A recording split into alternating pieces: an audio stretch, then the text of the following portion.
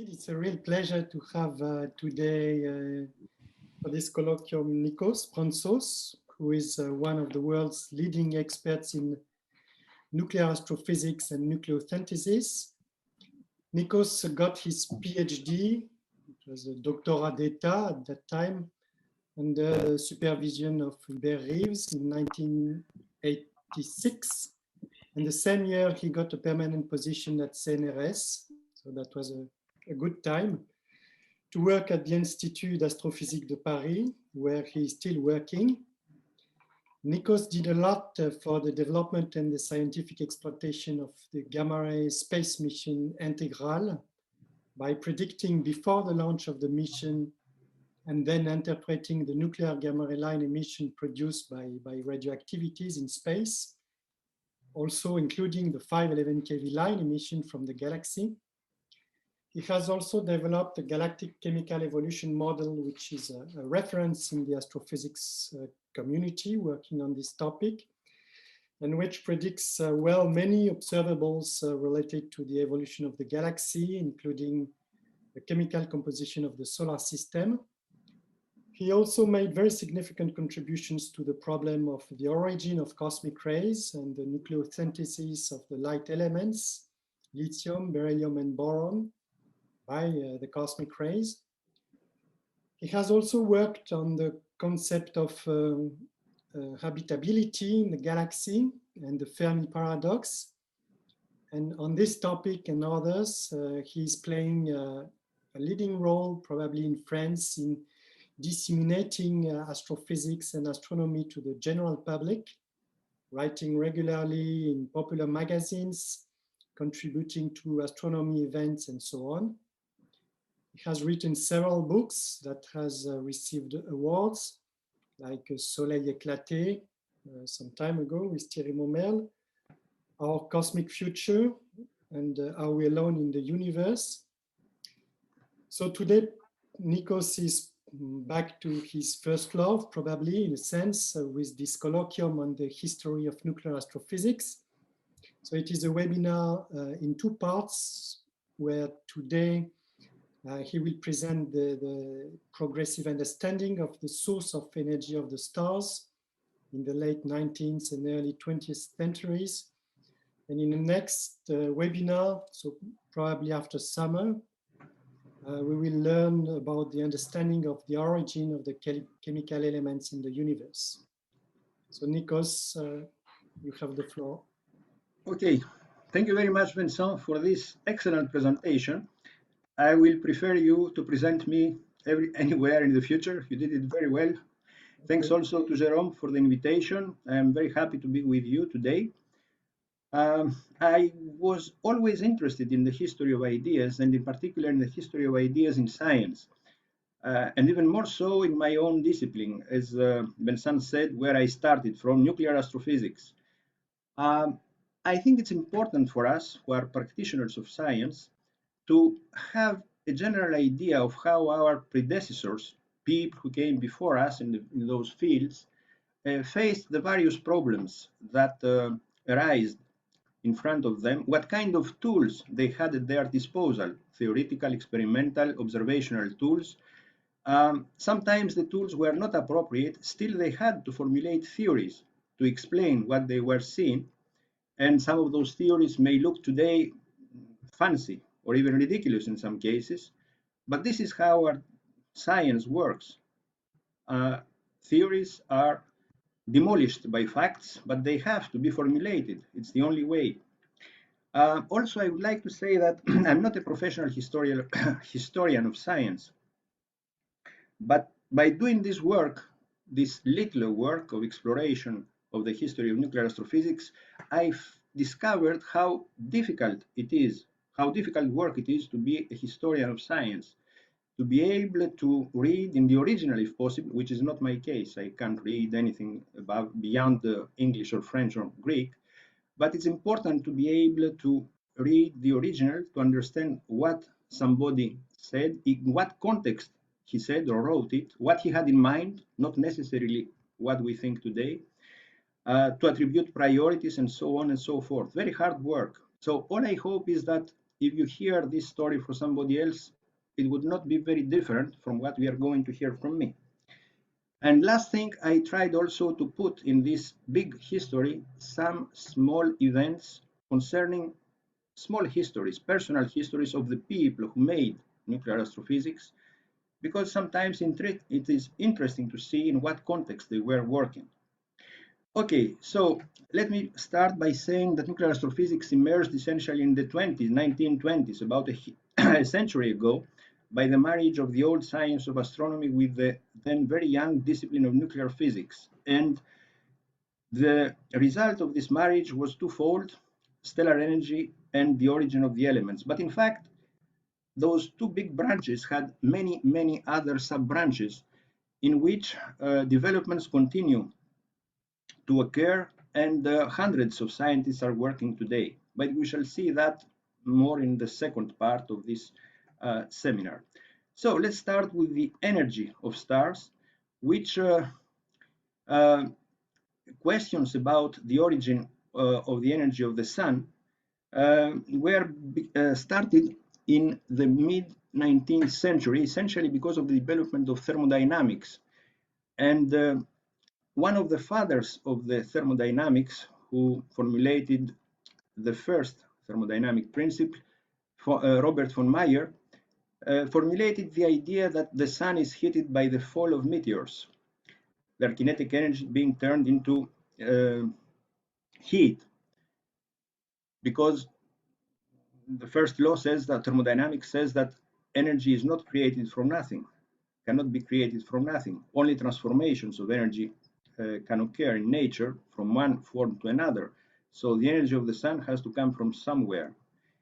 And quantitatively, one of the other great figures of thermodynamics, Hermann von Helmholtz, took the idea of that Kant had developed about a century earlier about the formation of the solar system through the condensation of the protosolar nebula, and he calculated that the contracting protosolar nebula of gas and dust is turning its kinetic energy into radiation, could allow the sun to radiate with its present-day luminosity for about 30 million years. The idea of von Meyer was probably the greatest physicist in Great Britain in those days, William Thomson, Lord Kelvin, who formulated the second principle of thermodynamics, liked a lot the idea of von Meyer, but he realized that if so many meteors were falling on the sun, then their mass could perturb the orbits of the inner planets of the solar system.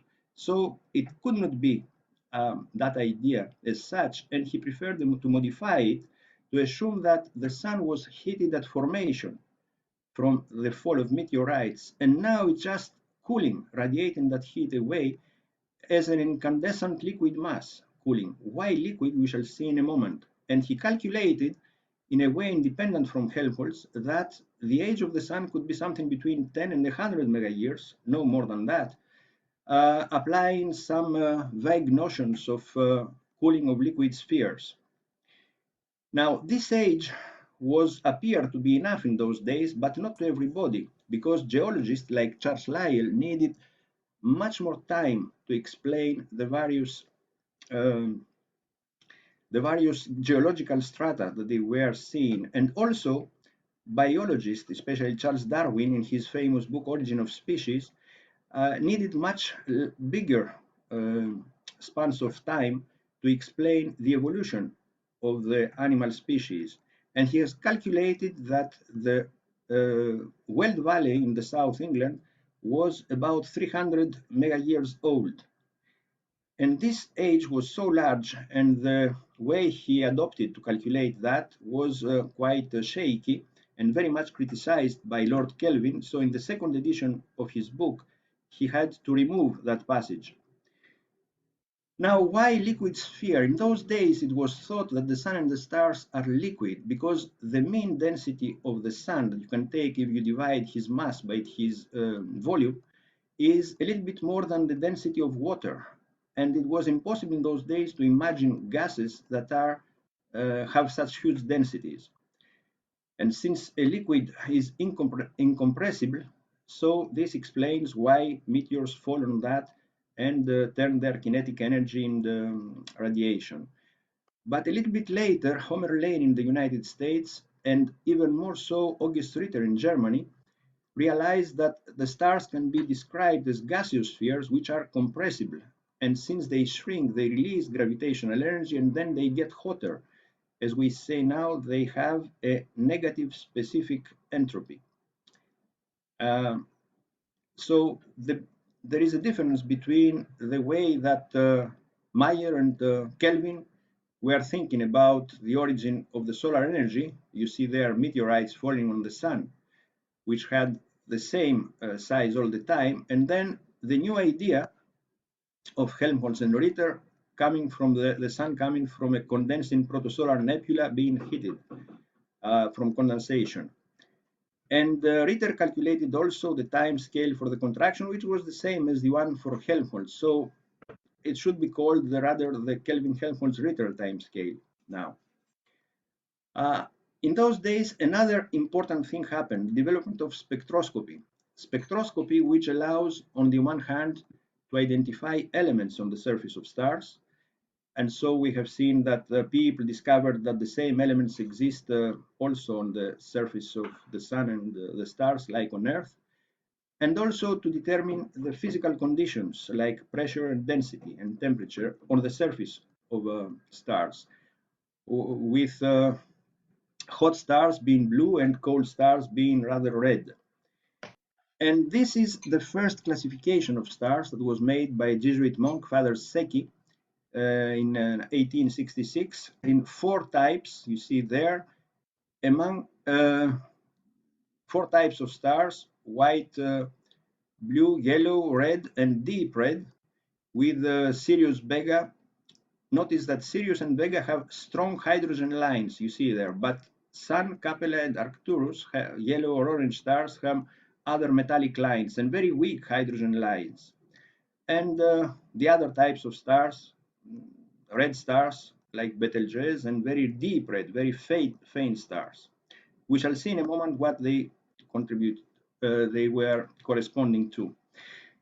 Now, by using spectroscopy, Pierre Janssen in France and Norman Lockyer in England were able to discover an element which did not exist on Earth. They did it during a solar eclipse, and the reason is that they called it helium. Why in a solar eclipse? Because the photosphere of the sun, what we see when normally, it's at the temperature of 6,000 Kelvin. And in those conditions, the helium atom cannot be excited. It takes more energetic photons to excite the lines of helium. But the chromosphere, which is a very rarefied region outside the photosphere, has a temperature of 10,000 Kelvin. But the chromosphere can be seen only during a solar eclipse, as did Janssen, who went to Asia, southern Asia, to see it, and Norman Lockyer, who invented the coronagraph, what we say, something we put on the telescope to hide the image of the sun. So they both saw the characteristic lines of helium and they shared its discovery. And by the way, the helium was discovered later on Earth in the lava of Mount Etna, but in those cases, it is the result of radioactivity, something that was not known at that time. Anyway, Norman Lockyer is the guy who founded the journal Nature, the most prestigious, perhaps, journal in natural sciences. And also he had a theory about the stellar evolution. A theory was interested in that time, and it's interesting to know it because he tried to combine the 2 theories for the solar heat. So you see, in his theory, stars are formed at the bottom left as cold giant big spheres, gaseous spheres like Antares, and then they are condensing, and by condensing they become more and more heated. They become hot, so they turn to the blue. They go up to the top, and then at that point they reach the limit where they become liquid. And at that limit, they can no more condense, and all they can do is just to cool down, as Helmholtz had, as Kelvin has said. And so by cooling down, they go down to the other branch towards the red dying stars, and their temperature decreases. A very nice theory, which combined whatever was known at that time, but still it's not now the correct theory that we have for stellar evolution and for the sun. Just to remind that now we know, but this is 20th century, not 19th century, that most of the stars, if you put them in this famous Hertzsprung-Russell diagram of luminosity versus temperature, which increases to the left, most of the stars lie in this red curve called the main sequence. And then there are stars that are up to the right, which means cool stars, red and very luminous. And so they're red giants. And then some other fraction of stars lies there to the white dwarf regime, very hot stars, but not very luminous. And so we think today that stars are born from the main sequence, then when they finish burning hydrogen, they go up to the right, they become red giants, then they get rid of their envelope by in some way, and then they just cool down, and once they have no envelope, they are white dwarfs which cool down.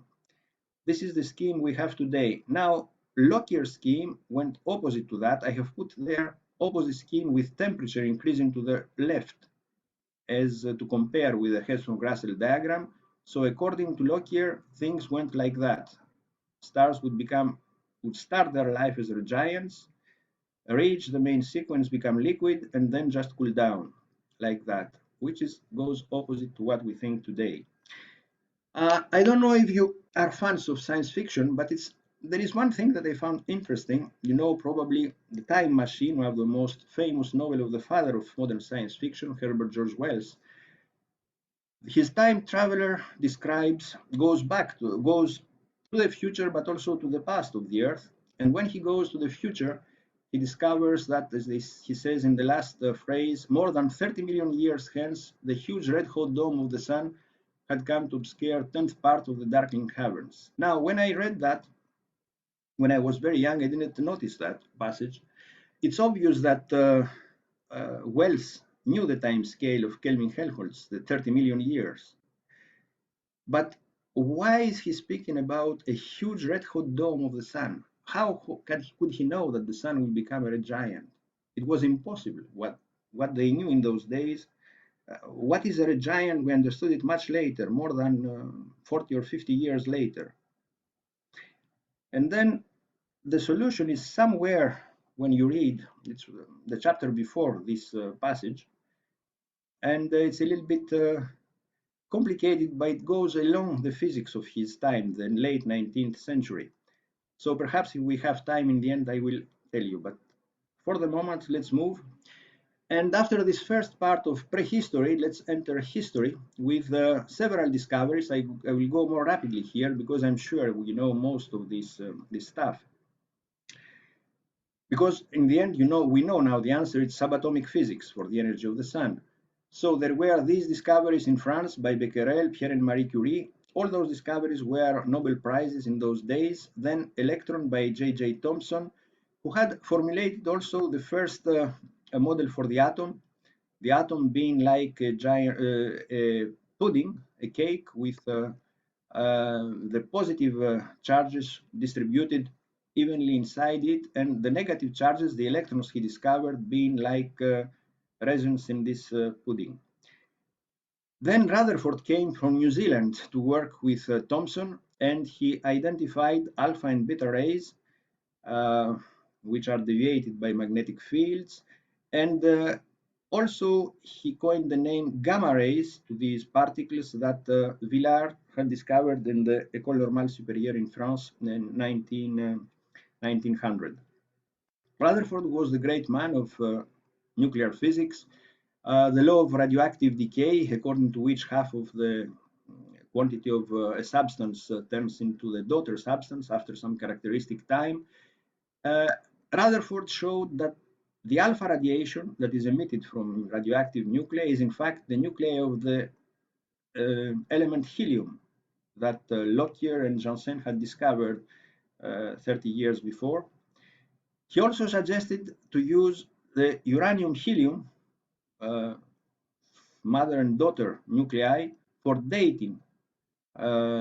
It is an American chemist, Bertrand Boltwood, in 1907 that applied this method to find that all the older rocks he could date were 400 or even more than that, 2000 mega years old, 2 giga years old. And so much larger than what Kelvin has said, even much larger that Darwin could dream of.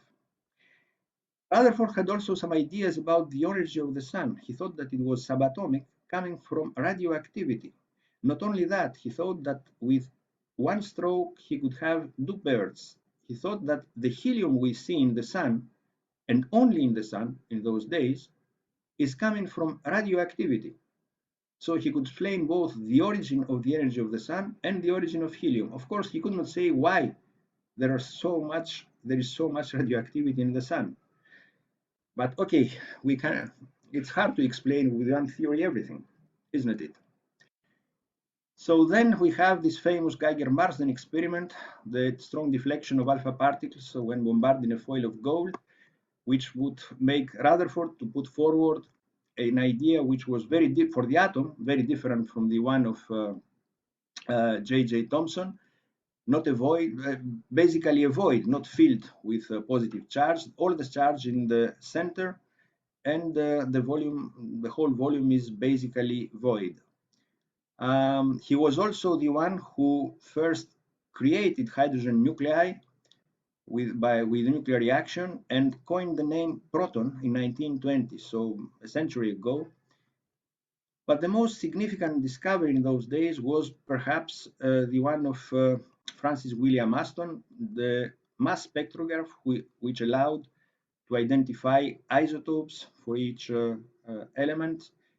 And most importantly for our story, the discovery that the mass of the alpha particle, helium, is equal to the mass of 4 protons minus a tiny amount, 7 per mil. And since the equivalence between mass and energy was already known by then, by Einstein's special theory of relativity, as you understand, this opened the way to understand the energy of the sun and the stars in such terms. But we are not yet there. Just to make a small pause here, some of the protagonists of our story, Darwin, Rutherford, William Thomson, Kelvin, remember these were the guys that had proposed or different time scales. Kelvin, very short time scale, 30 million years, Darwin requiring 300 million years, and finally the method suggested by Rutherford, who proposed the radioactivity for dating and found almost 2 or 3 billion years, 10 times more than Kelvin. Some other famous people, all of them are buried in the equivalent of the Pantheon, of our Pantheon in France. In England, it's St. Peter's Cathedral in Nobel, where now is Stephen Hawking also buried since the last 2 years. Now, I understand that some of you are postdocs or students or would like to make a postdoc. The most important thing, as you know, is to find a very good supervisor for that. Now, the best supervisor ever seems to have been J.J. Thomson, the discoverer of electron. 8 of his students and postdocs got Nobel Prizes, 6 in physics, 2 in chemistry. 1 in the same year, 2 got the Nobel Prize, Aston in chemistry and Bohr in physics. And we should add his own son, George Paget Thomson, you see down in this list, who got also the Nobel Prize for electron diffraction in 1937, although he did not work, he was not a student of his father, he did not work with his father. And Thomson had some other famous students like Paul Langevin and Robert Oppenheimer. Okay, let us come back to our energy production, the most famous equation in physics probably.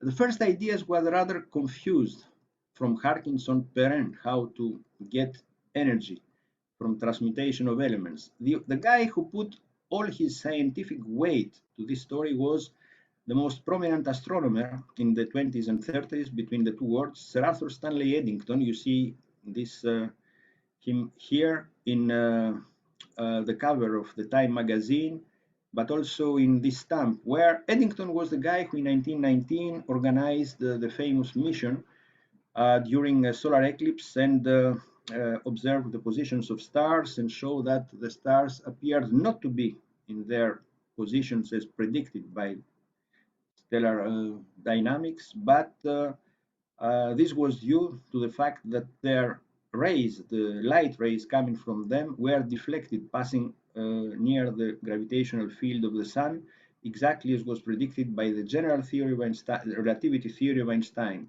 And publishing this, announcing this, Eddington made Einstein instantaneously famous and his theory of relativity.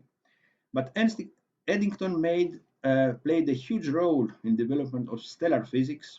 Many of his ideas are used even now by astronomers. And he also developed the standard model of stellar structure, predicting that the temperature in the center of the sun should be of the order of 20 million Kelvin. Now, in a famous speech in the British Society, he said that a star is drawing on some vast reservoir of energy by means now unknown to us, and this can scarcely be other than the subatomic energy. So he did not know how this was happening, but he could be nothing else than subatomic energy. He was also pre-scientific. He said, if the subatomic energy is set free in stars, then we could dream of using it for the well-being of the human race or for its suicide. It's really pre-scientific, pre-science conception of things, especially if you remember that 25 years later, the Hiroshima bomb exploded. Now, if only 5% of the mass of the star consists initially of hydrogen, the total energy will more than suffice for our demands. Why 5%? We shall see in a moment. Is this possible? Asked Eddington. It was not just a rhetorical question. He had good reasons to ask this question because it seemed impossible, in fact, this. Even if Eddington was convinced that this was the origin of the solar energy, all physics that they knew in that time made this impossible. Now, why 5%? We know the luminosity of the sun today. The lifetime of the sun today is 4 billion years. So the total energy radiated with this luminosity, assuming it constant, is 5 10 to the 50 ergs. We know the transformation of mass to energy, 7 per mil, from 4 protons to make helium-4. We know the mass of the sun, so we know that the nuclear energy available, if we convert hydrogen to helium, is epsilon, which is known, mass of the sun c squared, this known, F is the fraction of the mass of the sun, which must have been in the form of hydrogen and transformed into helium, and this was unknown. So by putting together equations 1 and 2, we can solve for F, and you find it's 5%. This means that since the sun exists, 5% of its mass must have been turned into helium, and the energy has to be radiated to explain the lifetime of the sun of 4 billion years. Now, 5%, is it a lot? Is it a little? When in those, today we think it's nothing very special. I mean, the sun is mostly hydrogen, but in those days this was not known. You can ask, but they had spectroscopy, didn't they? Yes, but spectroscopy can help to identify the various species, various elements, but it cannot directly tell us what their abundances are. It depends on the conditions on the stellar surface, and depending on the conditions, abundant elements may appear to be underabundant. The excitations of the atomic lines depend on those conditions, temperature and density. We have seen that Father Secchi before have found strong hydrogen lines in Sirius and Vega, which are hot stars. In this diagram here, you see the surface temperature and the relative intensity of the lines. And you see hydrogen lines are very intense at about 10,000 degrees. but the sun has a surface temperature of 6,000 degrees, and the hydrogen lines are very weak there. Other lines are stronger. In order to get the correct abundances in the sun and stars, we need quantum mechanics, and especially the famous Saha ionization equation developed by Indian physicist Meghdī Saha in 1925. And the first who applied these new things to the spectra of stars was a girl from a young female scientist from England who was a student of Eddington. She studied with Eddington, but when she wanted to make a PhD, it was in those days, female scientists could not make a PhD in England. So she had to go to the United States. She worked in Harvard, and she found by applying this Saha laws, the law of Saha in her observations, that the most abundant elements should be hydrogen and helium. Her supervisor asked the most prominent American astronomer in those days, Henry Norris Russell, of the Hertzsprung-Russell diagram. He asked his opinion, and Russell, as almost all other astronomers in that time, had the idea that the chemical composition of the sun should be more or less the same as the one on Earth. Why? Because people in those days still thought about the Kant-Laplace theory of the origin of the solar system. And in that theory, the protosolar system, the protosolar nebula, as they called it, was well mixed, and all parts of it should have the same chemical composition. They didn't know anything about physicochemical effects that differentiate the composition of meteorites, planets, giant planets, or terrestrial planets, and so on. So Russell advised Cecilia Payne not to publish that, and in the publication, even in her PhD, Payne had to admit that the enormous abundance derived for these elements in the stellar atmosphere is almost certainly not real. But Russell, of course, was not an idiot. A few years later, he realized what was happening, and he published a very nice paper who explained why hydrogen and helium are very abundant in the sun and the stars, without mentioning Payne. Now, but okay, this was one of the problems solved. But about if there is enough hydrogen in the sun, there is enough hydrogen in the sun. But then how to make an alpha particle? In those days, it was thought that an alpha particle is what you see there, 4 protons and 2 electrons in the nucleus, because the neutron was unknown then. We are in the mid or late 1920s. But even before that, how to bring just 2 protons together? Because the kinetic energy required for that, which was of the order 1.4 MeV, and the temperature, which corresponds to 10 billion degrees, and the temperature in the center of the sun is calculated by the Eddington-Stoddard model, was 1,000 times smaller. So how to imagine that the 2 protons could overcome their Coulomb barrier to come together? And Eddington did not have an answer to that, but to his critics, here in his famous book, The Internal Constitutions of Stars, he wrote, "We do not argue with the critic who argues that the stars are not hot enough for this process. We tell him to go and find a hotter place." In fact, it was not needed to find a hotter place, it was sufficient, but the answer came, as everybody knows now, from an indirect way. In those days, people were mostly interested to see the opposite effect. Not how a particle gets into a nucleus, a charged particle, but how the alpha particles, which are charged, of course, get out of a nucleus, to explain alpha radioactivity, in fact. And the problem was solved once Heisenberg formulated his famous uncertainty principle, with according to which it was impossible to determine with high accuracy both the position and the momentum of the particle. So for a given energy, there was an uncertainty in the position, allowing the particle to be found outside the potential well. And the guy who found it was George Gamow in Russia. You recognize here this famous Gamow factor with the product of which gives the probability essentially of finding a particle outside the potential well. Gamow has a very interesting history. He found it when he was 24 years old, I think. He had tried 3 times or 2 times to escape from the Soviet Union with his wife by boat, once from Black Sea and the other from the Baltic Sea. The 2 times, because of bad weather, he failed, but nobody saw that. Because of the bad weather, nobody was outside. But the third time was the good one.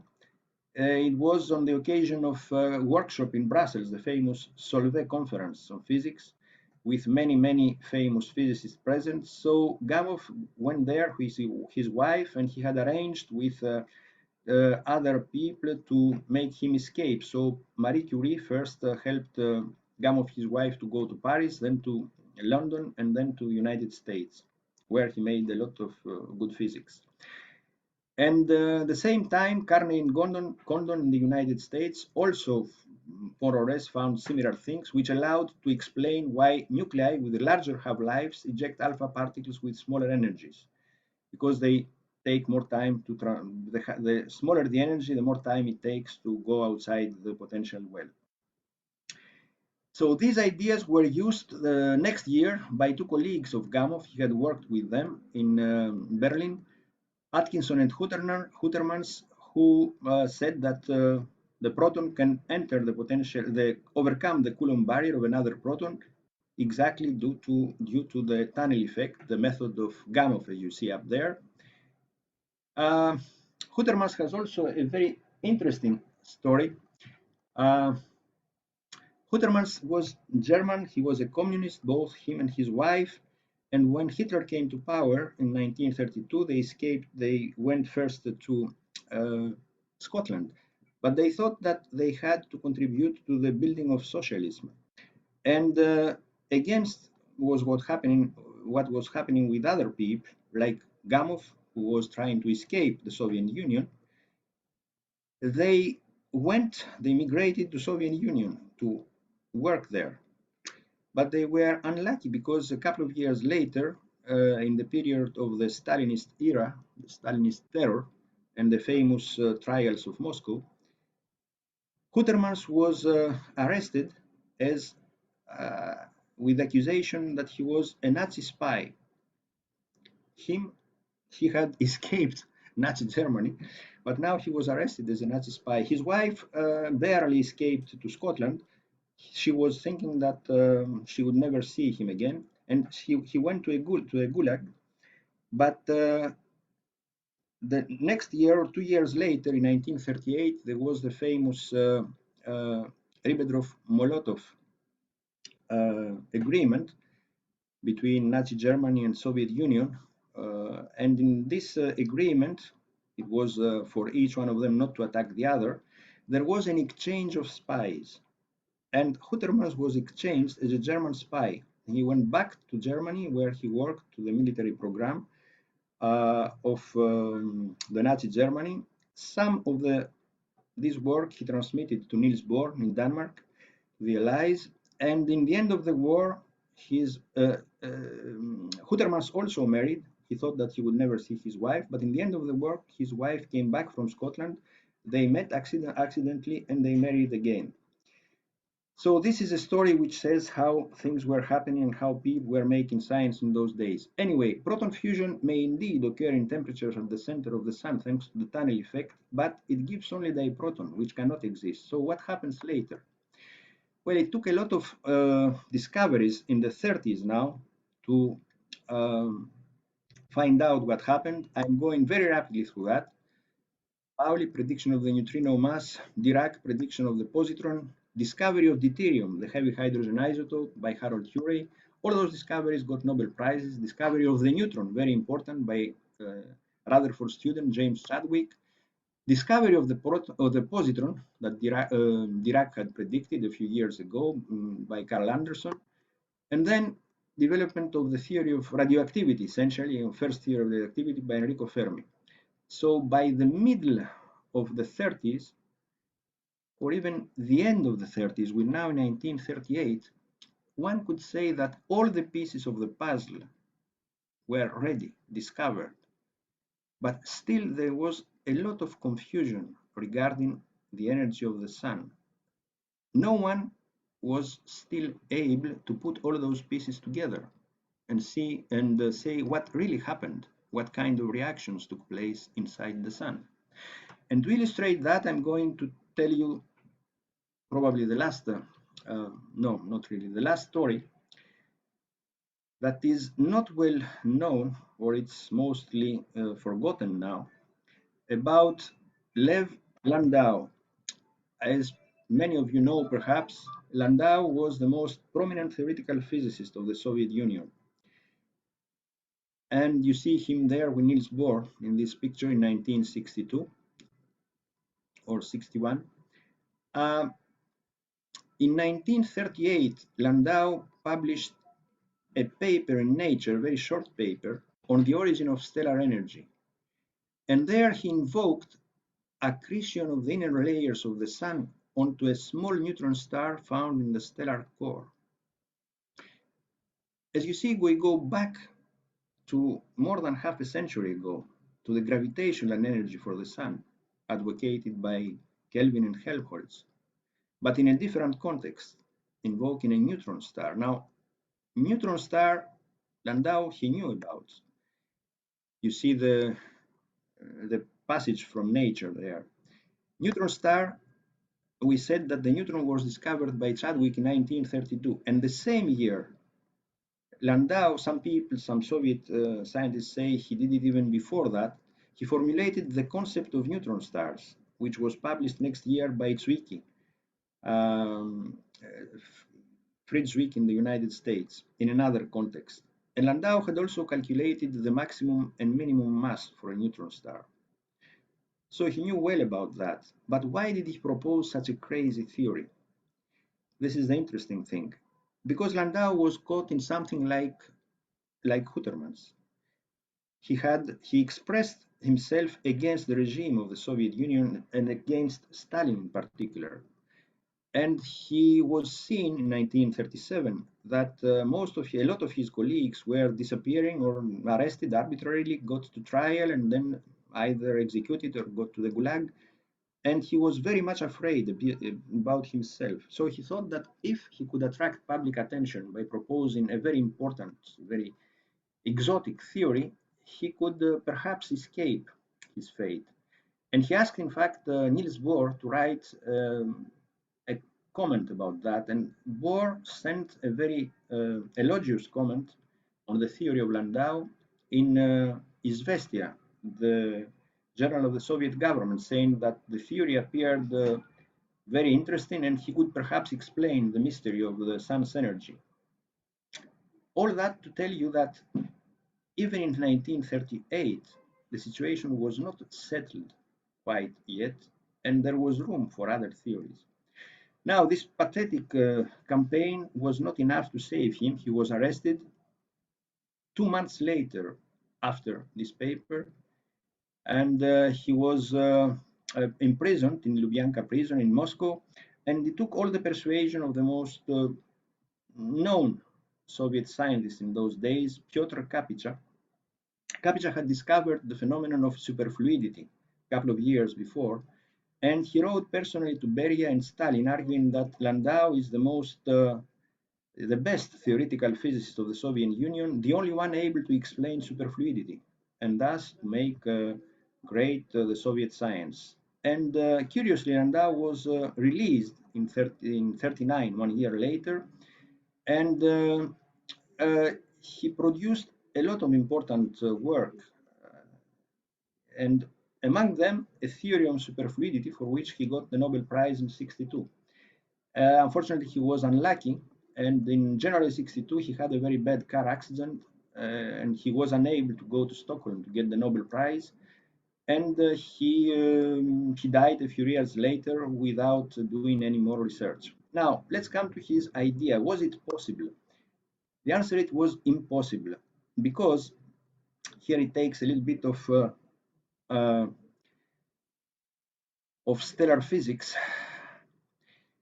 A star like the sun, or a normal star, as we say usually, a star on the main sequence, basically, 90% of the stars are in this category, is in equilibrium, both hydrostatic and thermal equilibrium. Hydrostatic means that it does not increase its size or decrease, And thermal equilibrium means it doesn't heat or cool down during its lifetime, or very little. In that case, its structure can be described in a rather simple way, just two equations for hydrostatic and thermal equilibrium, which describe how the profile of temperature and density and pressure evolves as a function of radius or mass coordinate inside the sun. And you see in the top panel as a function of the radius, 0 is in center, 1 in the surface, how the density evolves normalized to the central density, the core density. There is a profile, as you see, with denser material in the center and less dense in the envelope. And this profile is generic. It's more or less, depends a little bit on the mass of the star, but it is a kind of generic profile. Now, if for some reason the density in the center increases a lot, then the star has to readjust its structure and inflates. The core condenses because it's very dense, and the envelope has to expand a lot.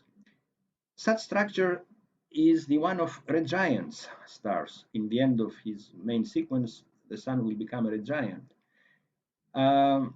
What Landau had proposed was even more extreme. In fact, the envelope would be so far away from the core that it could not be retained by the core. The gravitational attraction of the core would not be sufficient to retain the envelope, and the envelope would simply disappear.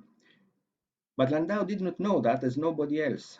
The structure of the giants was explored a few years later, basically in the 50s with the first computers. Anyway, we are now in 38. There is a conference in May, sorry, not in May, in March 28, 1 month later after Landau published his paper, there is a conference in Washington, D.C., and the kind of summary of the conference is published in Nature on May. The conference was very confidential, just a few astronomers. You see then Chandrasekhar, Stromgren, David Menzel, and also you recognize some prominent nuclear and particle physicists, Bethe, Bright, Gamow, John von Neumann, Teller, and so on. Now, in that conference, the ideas of Landau were explored, and astronomers mainly concluded that stellar models with such a concentrated core cannot represent real stars because of the profile, required profile. It should be too expanded, but the sun definitely could not have such a profile. I would have to say here that the idea of a neutron star in the core of a normal star or a giant was explored using general relativity by Kip Thorne, the famous guy who got gravitational waves, Nobel Prize in 1917, and his student Anne Zhutkov back in 75 and 77. So it's an interesting idea, which still is not clear what if such a star could really exist or not with a neutron star core. But the thing that they found is that what was proposed by Gamow already, the burning of 2 protons to make a deuterium nucleus plus deuterium nucleus, which was discovered. I mean, deuterium was discovered by Urey by that time. So it was interesting, but they could not get far beyond that. They didn't know what to do with deuterium and how to get to a helium nucleus from that. Now, in this workshop, Gamow had invited Hans Bethe, who didn't know anything about astrophysics at that time, because he knew that Bethe was the best theoretical physicist in those days. He had already published the famous Bethe Bible, the 3 very lengthy papers summarizing everything that was known about nuclear physics in those days. And urban legend has it that as he went back to Cornell University from Washington in the train, Bethe worked out all the equations or the nuclear reactions. In fact, as he explained later, it took him 2 weeks to put everything together. And later the year, still 1938, he published the first of the 2 papers with Critchfield, the Gamow student, on the proton-proton chains, what we call now, starting with hydrogen, which makes a deuterium plus positron. And then you see why all those discoveries made in the 30s were necessary, because the deuterium was discovered by Urey, the neutron by Chadwick, the positron was predicted by Dirac and discovered by Anderson. The neutrino was predicted by Pauli, but not discovered yet. It was discovered almost 20 years later. And the theory describing all that, the beta decay, was formulated by Fermi. So all the pieces of a puzzle were there. And Bethe put another thing also, more recent, the Gamow-Teller transition, because the two colliding protons, since they are fermions, have to have opposite spins to be able to come together. But once they're inside the deuteron nucleus, then energetically it's most favorable to have the same spin for a neutron and a proton. One of the two becomes neutron, and so this requires a spin flip, which was formulated by Gamow-Teller. So now this is the well-known by everybody proton-proton chain in the Sun, which continues with the formation of helium nuclei, and two helium nuclei come together to form an alpha nucleus, and two protons are ejected. When you count all the protons there are 6 entering the game, and 2 of them are out, so 4 protons turn into a helium-4 nucleus. And the next year, Bethe published alone this paper where he used the carbon, nitrogen, and oxygen as catalysts for a much more complicated scheme, the CNO cycle, which again, I'm sure everybody knows, it can start with everywhere in this cycle, either with carbon 12 or with nitrogen 14, whatever. And then you come back to the beginning, and in the process, 4 protons are consumed, 1 helium-4 nucleus is produced, and energy is released either in the form of positrons, neutrinos that escape the sun, or photons that heat the solar core. And a proton and positron annihilation also. Bethe thought that, you see here also as a function of temperature, the behavior of the CNO cycle in the proton-proton chain. Bethe thought that the temperature inside the sun was more close to 18 million degrees. This was the result of the Eddington model at that time. So he thought that it's the CNO cycle that contributes mostly to the energy of the sun. Now we know it's closer to 15 million degrees. So it's the proton-proton chains, but CNO has also some contribution. He also wrote something important, but it will be for our next conference, whenever it takes place. And so we are almost at the end of our story. But the answer to the age-old question, why does the sun shine, is first because the sun is hot. And it is hot because it is massive. This is the first part of the answer. Every body that has the mass of the sun, if you leave it evolve under its own gravity, it will condense. And by condensing, it will become hot. And since it is hot in the interior, it has to radiate its energy in the exterior. So it will radiate, but it will radiate only by remaining more or less stable, only for 30 million years about. Then it will start condensing again. It will take another 30 million years, for instance, to radiate almost as much luminosity, and so on and so forth. And you see that by a few half times, it will have nothing to do with its initial configuration. It will be much denser.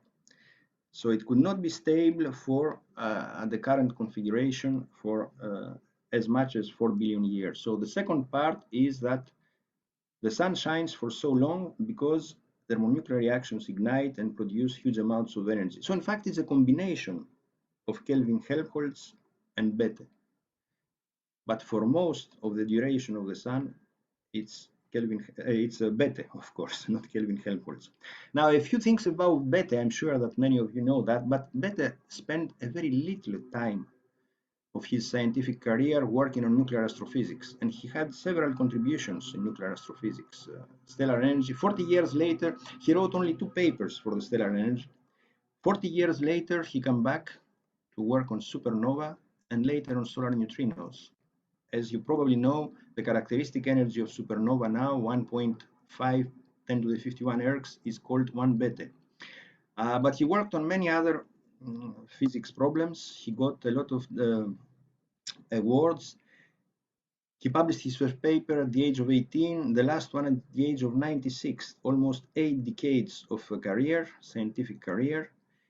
And he was proposed several times for the Nobel Prize, not only for the solar energy, for other things also, as he said Oscar Klein when he addressed him during the attribution of the Nobel Prize in '67. But Bethe was much more than that. In the Manhattan Project, the one for the construction of the first atomic bomb in the United States, he was the head of the theory division at the age of 35. Oppenheimer was, of course, the, let's say, project scientist, but the theoretical part was Bethe, and you see the clearance now of various famous scientists who were working in Los Alamos at the time: Bethe, Fermi, Teller, and last to the right, Richard Feynman, 26 years old then, who calculated the explosive yield with Bethe, and Bethe calculated the critical mass and the efficiency of uranium-235. Bethe was also famous because of the Oppenheimer affair. You know that Oppenheimer, the project scientist of the Manhattan Project, was accused in the 50s when there was, in the Cold War, when in the United States there was a chase against communists, crypto-communists, or people who were friendly to communists. And Oppenheimer was known to have financed the Communist Party of the United States, where his brother was, but he was not a communist himself, as we know now. There was a question whether Oppenheimer should still be involved in the nuclear program of the United States, which was, of course, continuing in the 50s, the hydrogen bomb and several other things. And several scientists were invited to testify before the committee, the Senate committee on that. And Teller, among others, Bethe also, Bethe testified saying that he was thinking that Oppenheimer was okay, no problem to continue working, but he knew that Teller would not say that. Teller was from Hungary. He was of Jewish origin. That's why he migrated in the United States when Hitler came to power. But then, during the Cold War, the Soviet Union had invaded the countries of the Eastern Bloc, and in 1954 he had the Soviet army had killed a lot of people in the revolt of Hungarians in Budapest. So Teller was very much upset against the Soviets, and he thought that every communist should be excluded from everything in the United States. So despite the fact that they were family friends, and Bethe went to see him with his wife and the day before the testimony, Teller testified against Oppenheimer. Oppenheimer has seen his clearance withdrawn, and he was withdrawn from many other things. He didn't teach anymore. But after that, Teller became excluded from basically from the academic community. Nobody, his colleagues didn't want to shake hands with him. When he went to the amphitheaters to teach, students were shouting at him. And for that reason, he could not even go to Los Alamos, and he asked the government to make a new laboratory, the Lawrence Livermore Laboratory, where most of the nuclear arms of the United States were designed now. And this is the role, the two people, the two friends that became almost enemies then. They didn't speak to each other after that, Bethe and Teller, Bethe in the role of the Jedi and Teller in the role of the dark force. Bethe played a very prominent role in the as a spokesman of the pacifist movement in the United States.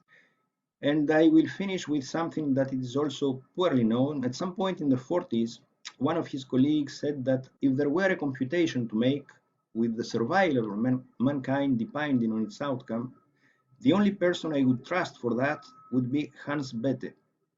Why did he say that? Because a few months before the first atomic test in Los Alamos of the atom bomb, Teller one day had some doubts. He thought that if the temperature in the center of the nuclear explosion would be of the order of 100 million degrees, as it was evaluated by that time, then this was too hot. It's 6 times hotter than the center of the sun. And perhaps in such high temperatures, nuclear reactions between the nitrogen nuclei in the atmosphere, as you know, nitrogen is 80% of the Earth's atmosphere, nuclear reactions between nitrogen nuclei could ignite and produce even more nuclear energy. In other terms, this could propagate from one region to the other and burn the nitrogen of the atmosphere to some region which would be impossible, very difficult to evaluate. And he went to see Oppenheimer, and Oppenheimer asked Bethe, of course, and after a few calculations, back of the envelope, but which involved a lot of physics, mostly atomic physics, but also nuclear physics, Bethe said that there was no reason to fear anything like that, because the atmosphere would be relatively transparent to the gamma rays. They could not deposit their energy so locally as to ignite the nitrogen nuclei. They would go many, many meters far away from the initial explosion. And so the temperature would not become so high locally. A very small point, it would be, of course, 100 million degrees, but it could not ignite nuclear reactions between nitrogen nuclei. And it's interesting to find this. I discovered that not far ago. In Los Alamos, the Konopinski, Marvin, and Teller published this paper in 46, I think, which is very, very well written, and there is all the nuclear physics and the atomic physics. I would be glad if I could have this when I was teaching nuclear astrophysics in the masters, because it's very illustrative of now the paper has been declassified a long time ago, so you can find it in the internet, and it's a very interesting paper. So this is the end of my story. I tried to show you how people working sometimes in very difficult conditions, much more difficult than what we can imagine today, were developing ideas, were formulating theories. Sometimes they were far away from the truth, but this did not prevent them from working and making science advance. And I hope, this is what we are doing today, but in much, much better conditions than in those days. Thank you very much for your attention.